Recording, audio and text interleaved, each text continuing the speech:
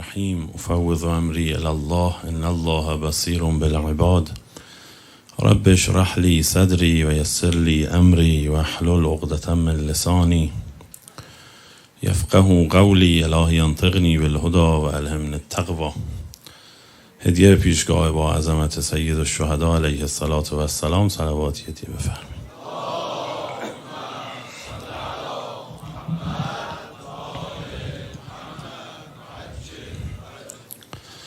عرض ادب به ساعت مقدس حضرت بقیت الله الاعظم روحی و ارواح العالمین له الفداء و عجل الله تعالی فرجه الشریف. صلوات دیگری محبت کن.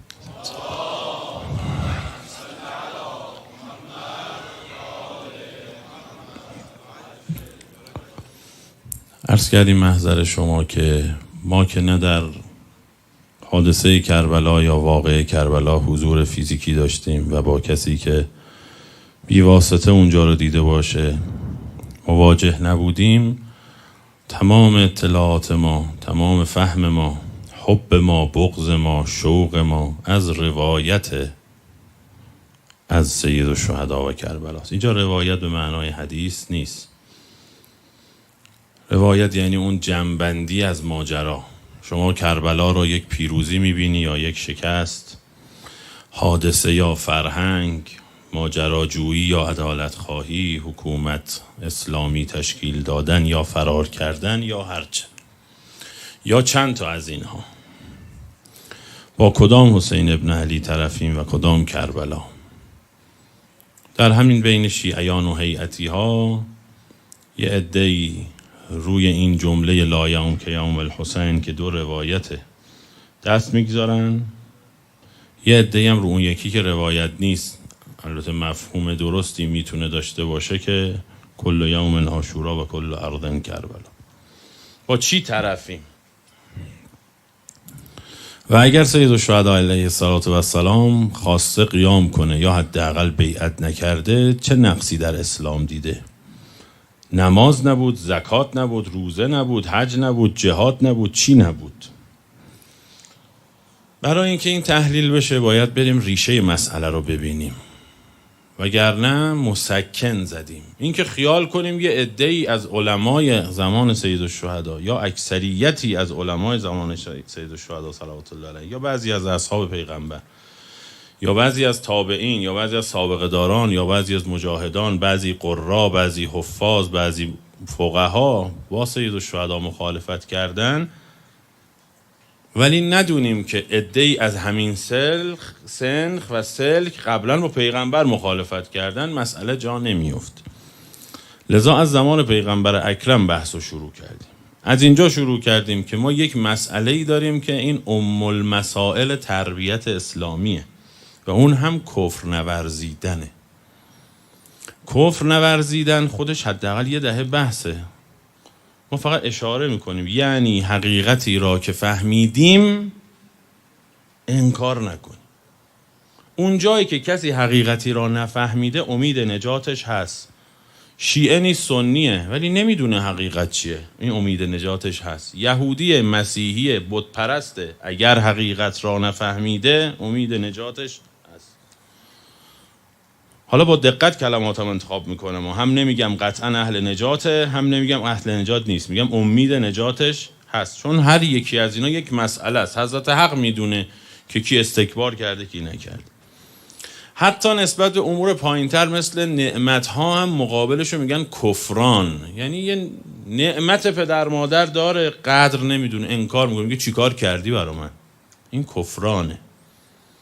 و هر کسی هر میزان کفر داشته باشه قطعا اهل نجات نیست، چون هیچ جای توجیه نداره، چون خودش یقین داره. جحدوا بها، یقین داشتن و استیقنتها انفسهم، چون یقین داشت و نمیپذیرفت. تا وقتی شیطان بگه خدای کی گفتی سجده کن، نشنیدم، خط رو خط شد، یه حوضچه رو آتیش زده بودن آنتن نداد ما نفهمیدیم، نمیدونم نهنگه اومد سیمشو جوید آنتن نرسید، نگفتی، فکر کردیم وقت هست، گفتم تا شب وقت هست سجده کنم، فکر کردم واجب کفایی این ملائکه سجده کردن بسه، فکر کردم من استثنائیم. یعنی تا وقتی که راست بگه، یه توجیهی داشته باشه ولو غلط، میگه نه این غلطا دیگه نکن، سجده بکن برو، کاری باهات ندارم. استکبرت ام کنت من العالین.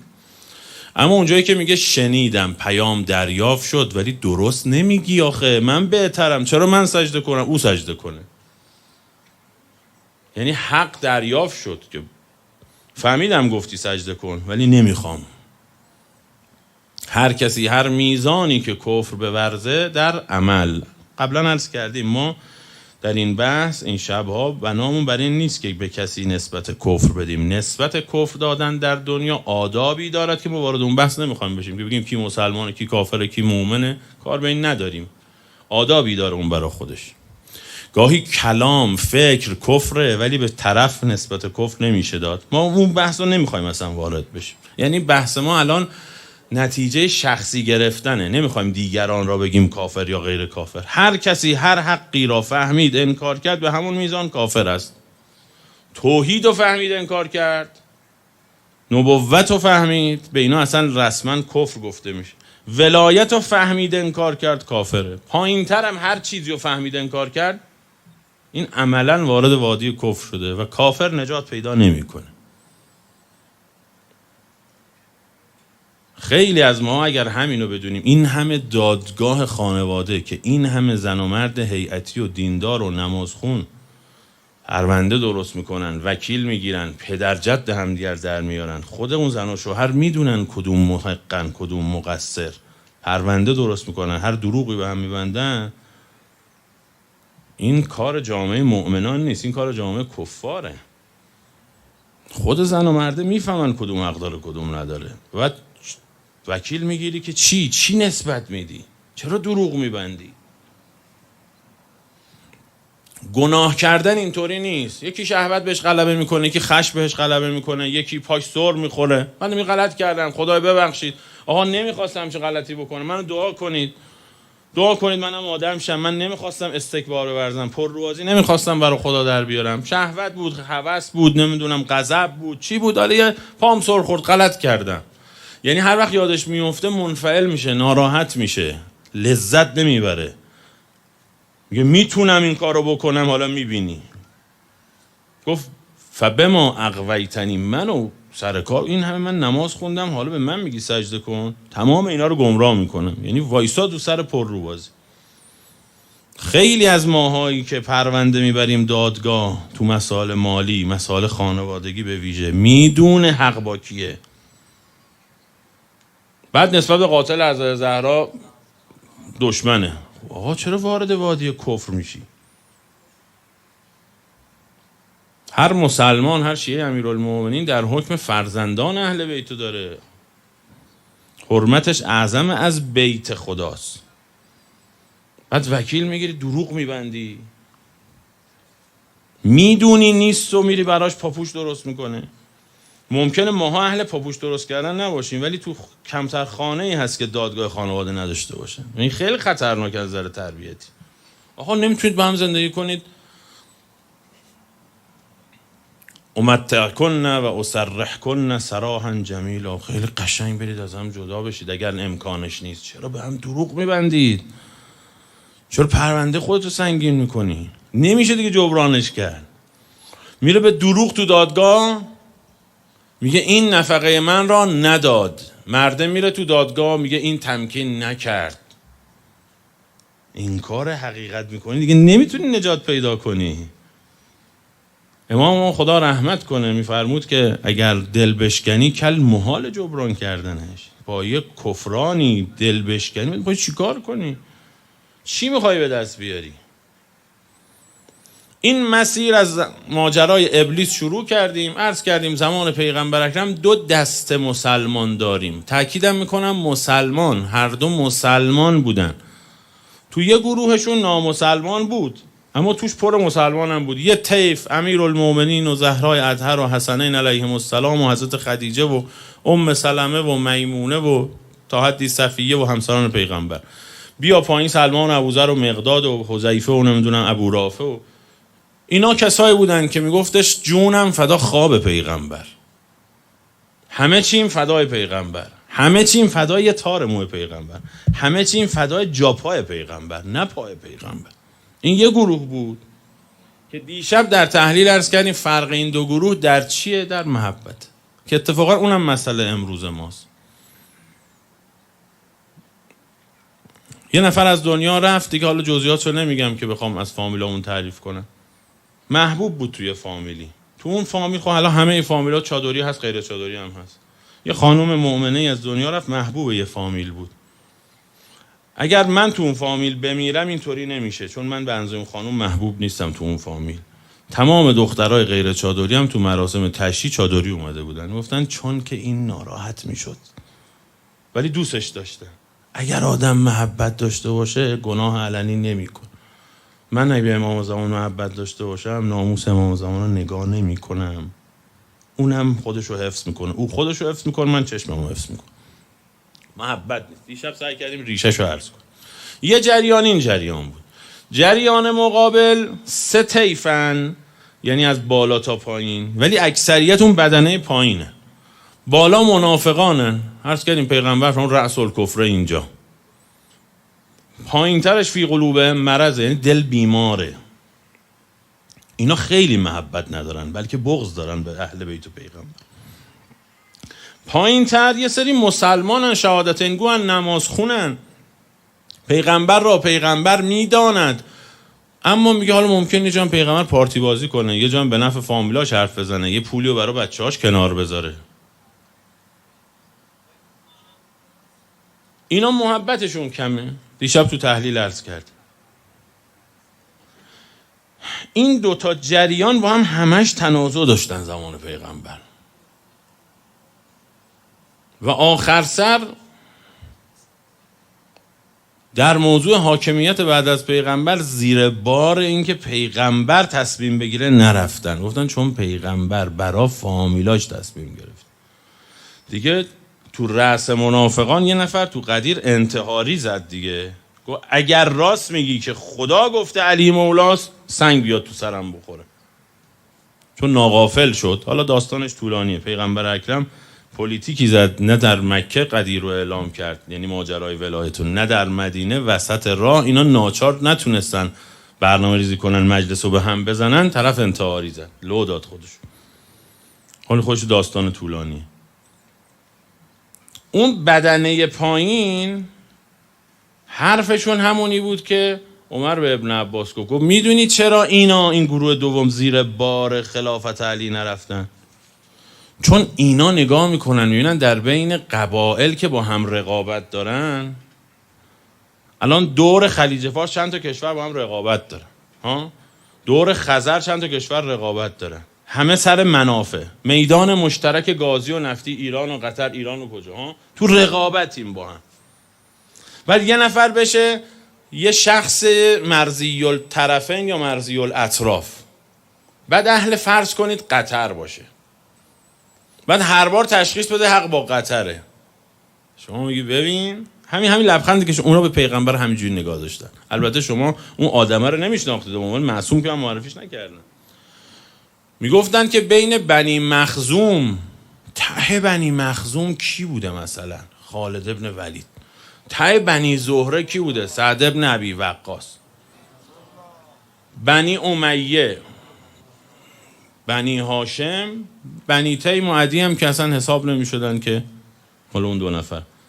یو پیغمبر از بنی هاشم که طلوع کرد تو رقابت قبیله‌ای شد 100,000 هیچ، بقیه قبایل دادن گاراژ.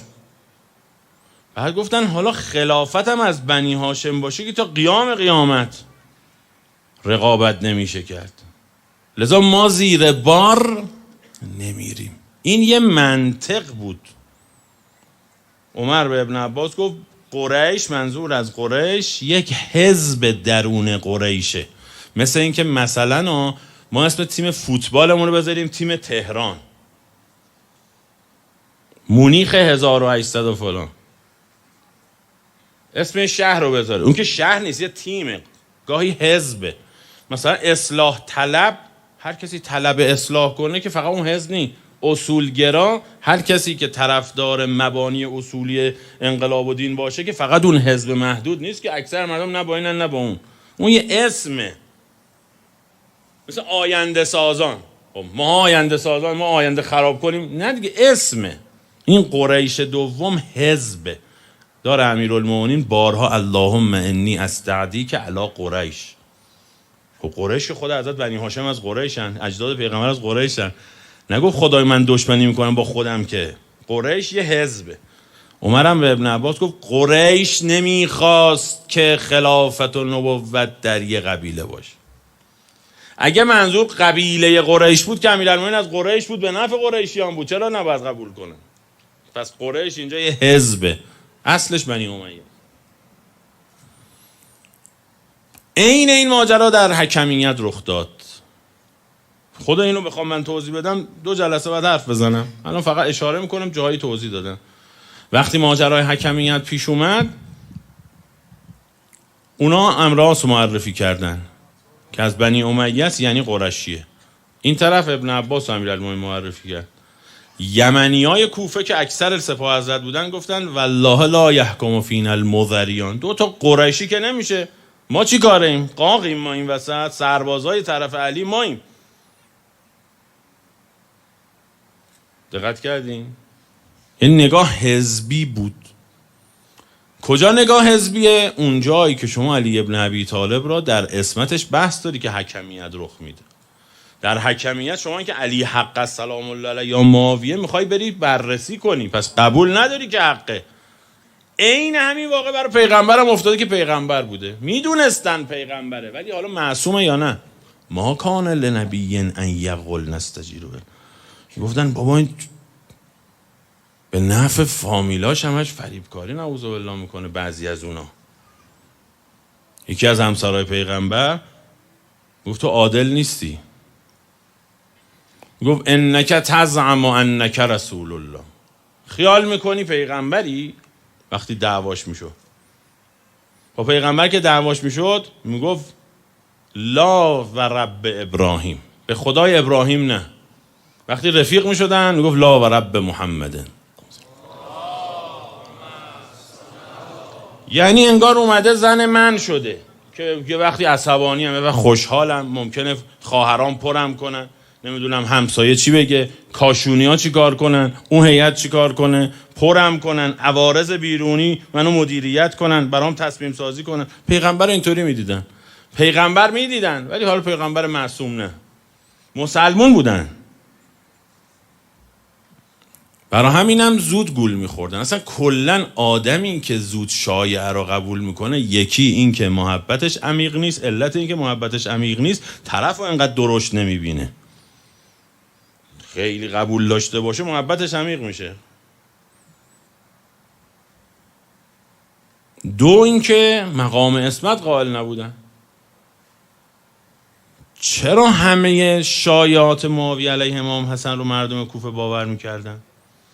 ما رمزون پیارسال تو همین هیئت عرض کردیم، گفتیم تو بند جیببرها اگر شما بری، قاعده اینه که همه جیببرن، بای دیفالت اینه. و اگه مثلا یه نفر جیببری نکنه پیغمبر محسوب میشه. دیگه اصلا تو ذهنشون نیست که اینو مثلا حداقل 15 بار جیببری کرده، 2 تا تجاوز به اون، 3 تا سالاد، یه قتل، اینجوری مثلا هر پرونده پر و پیمون. بعد یه نفر بیاد اونجا نماز بخونه، چی میگن؟ میگن این پدر سوخته میخواد عفو بگیره. حالا بگو آقا این قربتن الله، میگه برو آقا باش التماس دعا. اینا چون خودشونو میدیدن که همه جور فسق و فجور داشتن، این طبقه پایین اصلا نمیتونستن اون مقام پیغمبر رو باور کنن، لذا هی شک میکردن. تو کوفه هم همینطور زمان امام حسن، چون بعد از سقیفه نگاه مردم رو به حاکمیت، به پیغمبر، به امیرالمومنین، به اهل بیت آسیب جدی زدن که حالا بحث زیاد شده، شاید ما اشاره کردیم. تا معاویه میگفتش که قرار من 10 میلیون بدم، 10 میلیون سکه بدم حسن ابن علی حکومت رو ازش بخرم، تو بند جیببرها شایعه رشوه جا میفته، چون خیلی طبیعیه، مثلا کار هر روزه. اینو به هم میریختن، میگفتن خب ما بریم بفروشیم خودمونو. نکنه بره ما بریم بجنگیم همدیگه رو بکشیم، کینه پیدا بشه، بعدن بره حکومت رو بفروشه، ما بمونیم و جنایت و تو محل همدیگه رو زدیم تکه پاره کردیم و او 10 میلیون درهم میفروشه خودشو، من 10,000 درهم میفروشه. چون جرم زیاد بود، چون حب نبود، چون معرفت نبود، شایعات راحت جا میافتاد.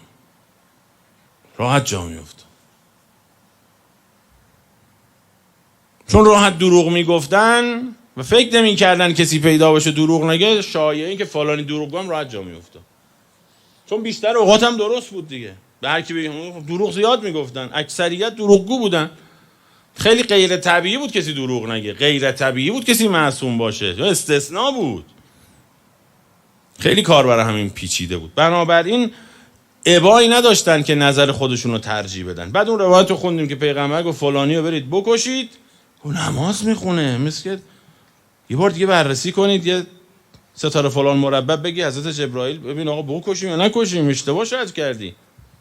برای همین جا می افتاد که یه وقتی ستاره فلان مربع حسچه چیچی رو زدن، آتیش زدن، خط و خط شده، شیطون اومده گفته که به بت سجده کن و آیه نازل کرده و پیغمبر متوجه نشده.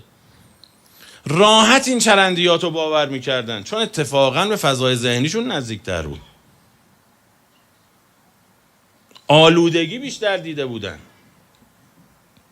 راحت‌تر اینو باور کردنی تر بود. برای همین اشکال میگرفتن، غلط میگرفتن از پیغمبر. آیه میگفت این فتحه، میگفت این چه آبروریزیه، کجاش فتحه؟ گولش میزنن. حالا نگاه کن، مقدمه رو گفتم که چند تا مطلب بگم، منتها امشب به جهاتی زود میخوان جلسه رو تموم کنن، منم انشالله به جای 130 دقیقه 70-80 دقیقه بیشتر حرف نمیزنم. نگاه کن آقا، این مال این سنن ابن ماجه است، اهل قزوینه. زهری میگه سالم غلام ابن عمر به من گفت ان رسول الله قال لا تمنعوا اماء الله ان يصلين في المسجد. چرا ما نمیشید کنیزا برن مسجد نماز بخونن؟ یه نگاه قبیله گرایانه داشته. حالا یه کسایی هم گفتن اینجا منظور زنانن، اماء الله. برچی چه تعصبی خوی داری نمیذاری زنا برن مسجد؟ عبدالله ابن عمر میگه تا اینو گفت پسرش گفت انا لنمنعهن، ولی ما اجازه نمیدیم. باباه میگه پیغمبر فرمود چیکار دارید نمیذارید زنا برن مسجد؟ پسر عمر میگه، نوش میگه ما نمیذاریم. میگه پیغمبر گفت، میگه ما نمیذاریم.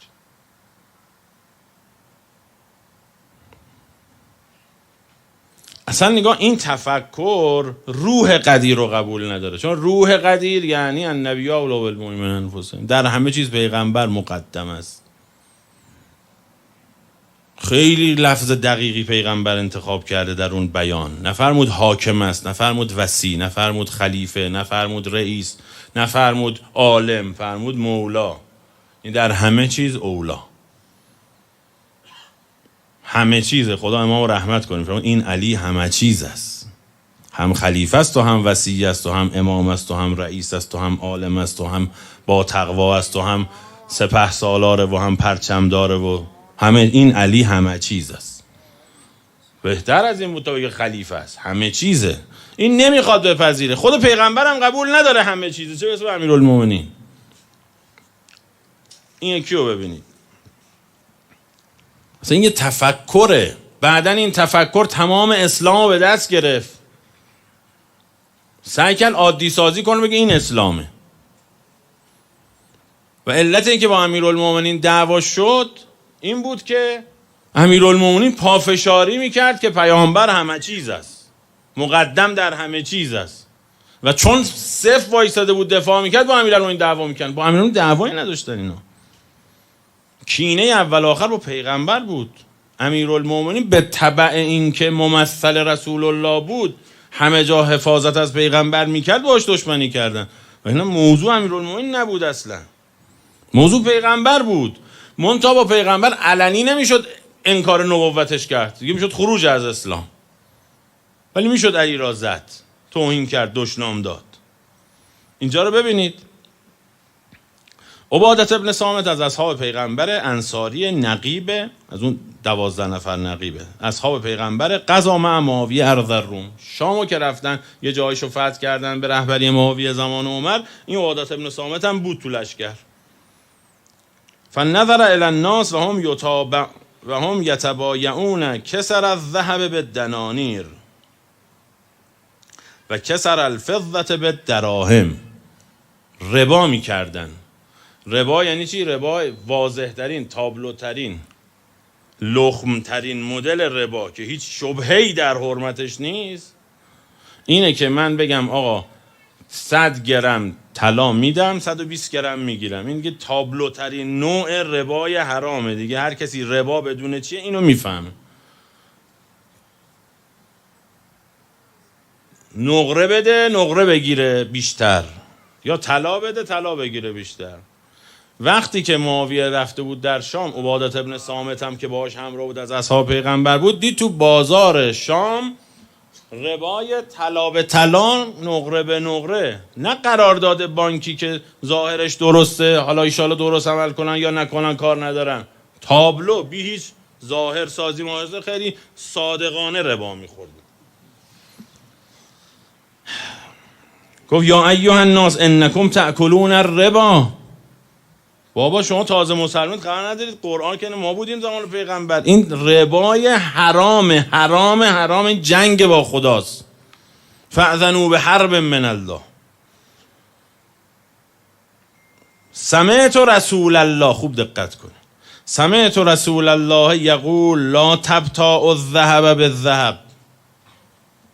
طلا رو با طلا نخرید بفروشید. حالا یه وقتی الان شما مثلا فرض کنید یه انگشتری یا که نقره هست، مثلا دادن یه آقای انگشتر سازی، رکاب سازی، کار هنری روش کرده، غیر از وزن خامش یه پولی حق این، آره قد مثلا تراشیدن سنگ، نمیدونم درست کردن، اینو نمیگه پیغمبرا. جایی که نقره به نقره، یعنی اون ارزش افزوده کار رکاب ساز و نگین خاتم کار و مخراج کار رو نمیگه. میگه پیغمبر فرمود ان لا تبتاع الذهب بالذهب الا مثلا بمثل. فقط میتونی جابجا کنی، 2 دینار بدی 2 دینار بگیری، 5 گرم بدی 5 گرم بگیری. لا زیادت بینهما، نه بیشتر. یا نظیرشو بگیری در صورتی که کار خاصی روش نشده. مثلا 100 گرم نقره بدی، این 100 گرم نقره رو برات بریزن توی قوطی حالت شمش بهت بده، بگه تو مفتول دادی من شمش میدم. این همونه دیگه، این ارزش افزوده که نداره که، رکاب که نی. گفت از پیغمبر شنیدم این رباس، از پیغمبر شنیدم. بعدم بودم و نه مثل من و شما تو کتاب خوندی. گفت من بودم، پیغمبر فرمود نکنید. فقال له معاویه یا ابا الولید. معاویه بهش گفت ای عبادت ابن صامت لا اری الربا فی هذا. زیادتر بدن بگیرن اشکالی نداره. اون میگه پیغمبر گفت این کارو نکنید، این گفت اشکالی نداره. عبادت ابن صامت گفت احدثک عن رسول الله و تحدثنی عن رأیک. من میگم پیغمبر گفت، تو میگی خودم. لئن اخرجن الله لا اساکن که به ارض لک علی فیها امرا. جایی که تو حاکم باشی من دیگه وا نمیستم. رفت و شکایت کرد و عمر رو برش گردون شام، ولی این مسیر هی تکرار شد، هی غر کرد هی برش گردون، هی غر کرد، ولی معاویه کوتاه نیومد. اینو هی برمیگردوندن ولی معاویه کوتاه نیومد. کلام پیغمبر کجاست؟ باقیش انشالله فردا. یا عالمه سواد آورده بودم اینجا، باقیش انشالله فردا. اینا رو که من عرض میکنم 2 جهت داره. یکی برای تحلیل باید بدونیم نقطه افتراق کجاست، مبانی چیه. 2 ما وسط زندگی چجوری عمل میکنیم، شب عروسی چجوری هستیم. تو معامله چجوری هستیم؟ یه خونه میخریم میفروشیم، اونجا به قول پیغمبر عمل میکنیم یا نه؟ در همسرداری، در بچه داری، در رفتارهامون، تو پست گرفتن هامون، در مسئولیت گرفتن هامون، در امانت مسئولیت هامون، انواعش. قرار ما نمیخوایم این در واقع الان بگیم معاویه رو چوب کنیم، گرچه باید معاویه رو شما بشناسید، اما موضوع ما این نیست که معاویه رو فقط بشناسیم. این منطقه، معاویه انجام بده بده، منم انجام بدم بده.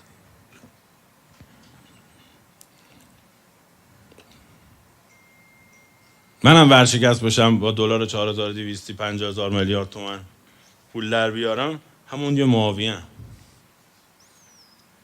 همونه. حالا 50,000 میلیارد هر کسی عرضه نداره، همین تو زندگی عادیمون، شیوه زندگیمون، همسایه‌داریمون،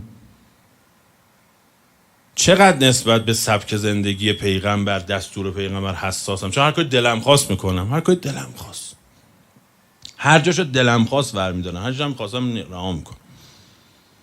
میگه اینجاهاش دین گریزی میاره، من اینجاهاشو قبول، من بهشتشو خیلی موافقم. اون آیاتش که راجع به عذابه به نظر من دین گریزی میاد. این همون منطقه، یک منطقه از روز اولم یه منطق بوده، یا اخذ یا انتخاب. کی انتخاب میکنه؟ اون کسی که پیغمبر براش محبوب نیست، پیغمبر براش مطلق نیست. وگرنه شما انتخاب نمیکنید دیگه. بهترین انتخاب اوه، بهترین کلام اوه، بهترین مسیر او، بهترین سبک او. خب یه جمله بگم که جگرتون خنک چه، روزه بخونم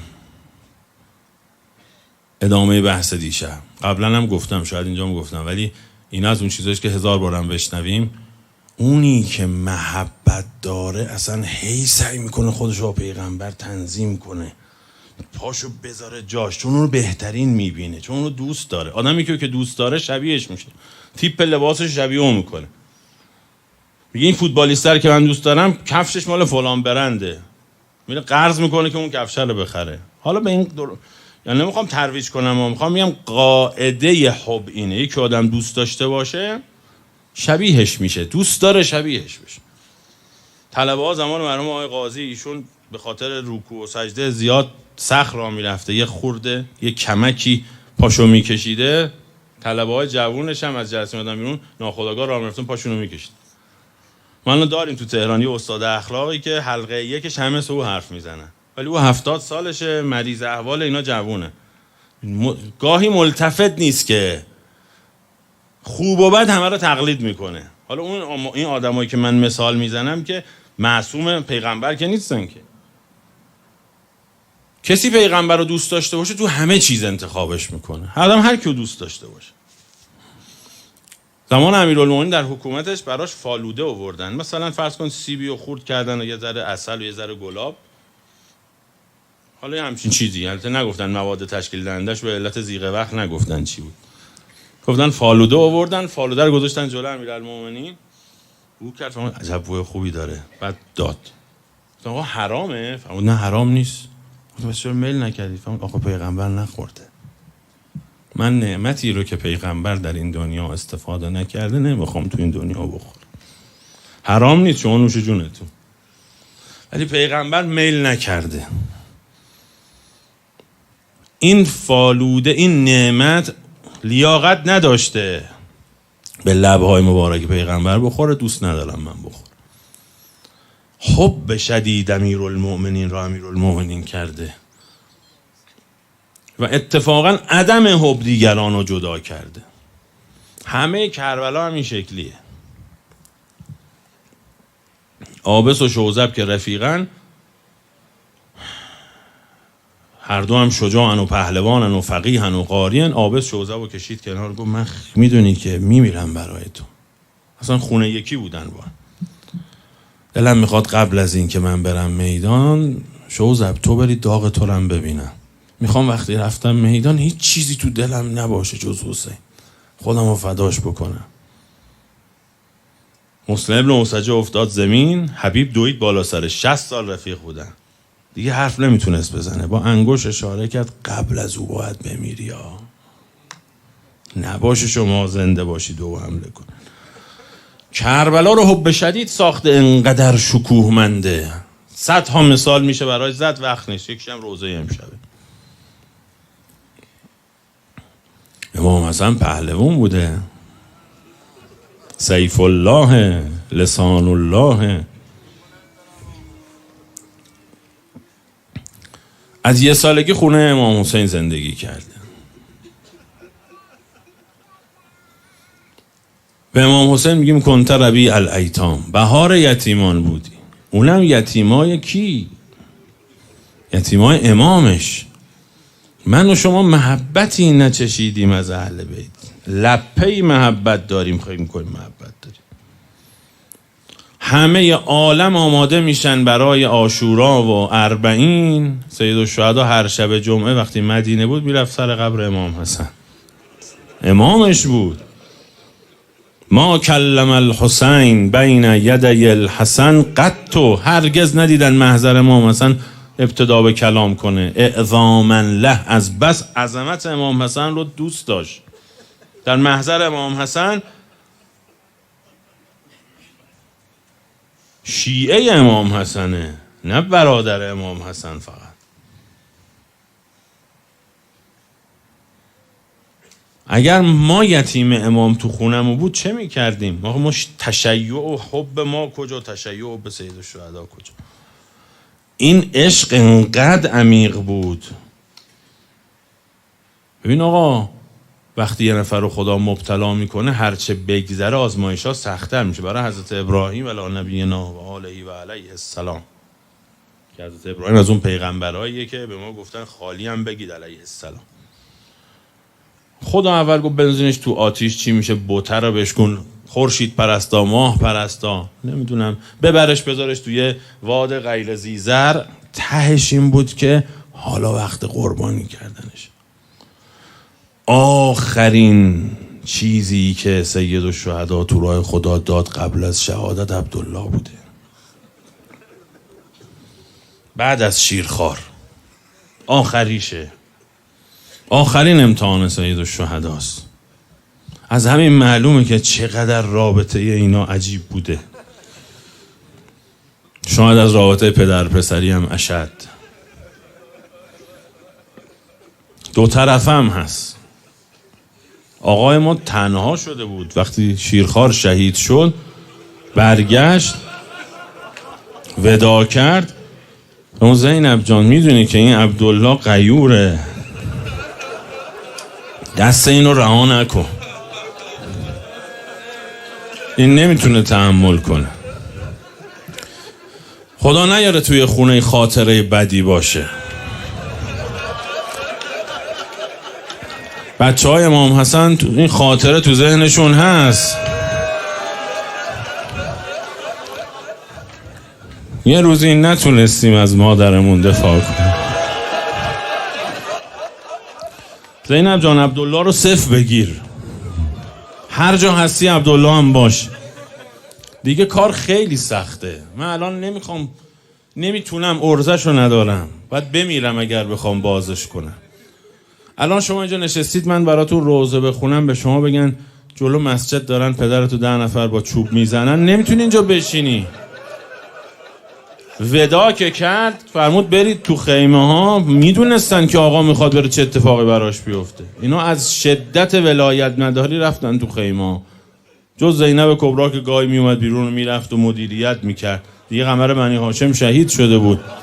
حافظ الخیام هم خود زینب بود. هر جا میرفت عبدالله رو میبرد و میآورد، ازش احساس خطر میکرد.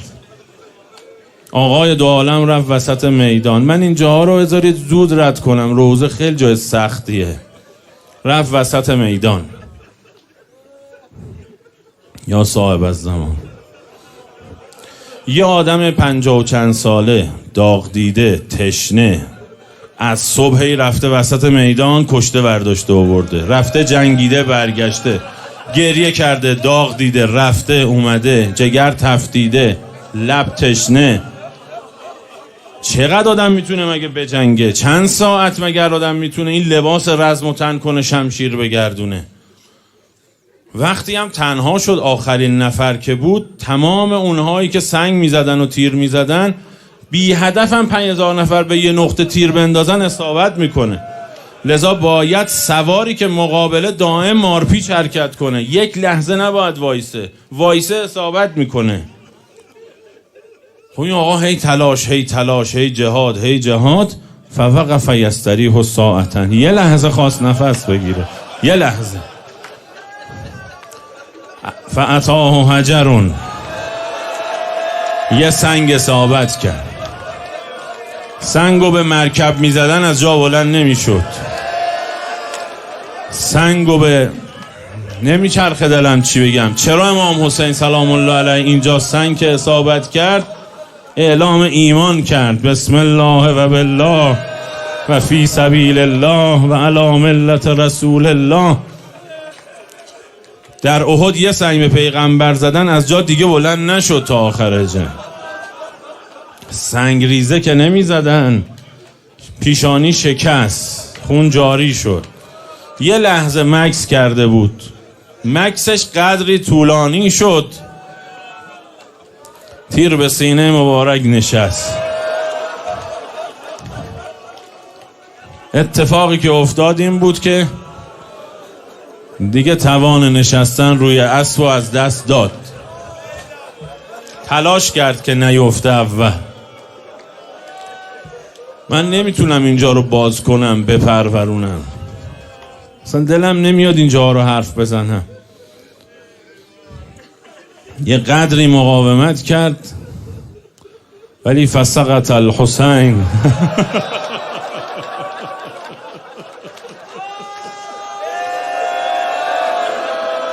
ان فرسه علی خده الایمن، با صورت افتاد، صورت خاکالود شد. یکی دو بار خواست بنشینه، از شدت خونریزی برگشت، به سختی خودش رو نشون، نیزه و شمشیر رو تو خاک کرد به حالت نشسته باشه. دوره کردن، نزدیک شدن. یه چیزای اتفاق افتاد که توان ندارم بگم. چه چیزایی گفتن، ضرباتی زدن. کار به یه جای رسید که از فاصله خیلی کم کعب ابن ابجر حرامزاده یا یکی دیگه که اختلاف کردن، شمشیر به فاصله 1 متر اینا شمشیر رو بلند کرد که ضربه رو بزنه. زینب دست رو سرش کرد.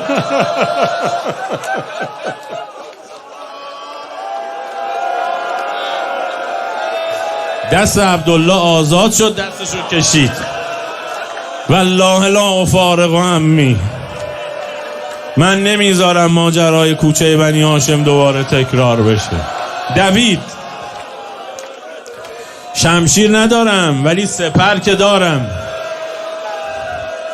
شمشیر هنوز فرود نیومده بود، فتقاه و یده، دستشو حائل کرد. یادتونه میگفتم که دست و صورتشون رو حفاظ میکردن، جونشون رو حفظ کنن. هیچ کدوم اونا قد این که عاشق نبودن. دستشو حائل کرد، شمشیر که اومد فأتنها به جله، دست آویزان شد. صدای شکستن استخوان که بلند شد، این آقازاده 11 ساله صدا زد، فنادى الغلام یا اما.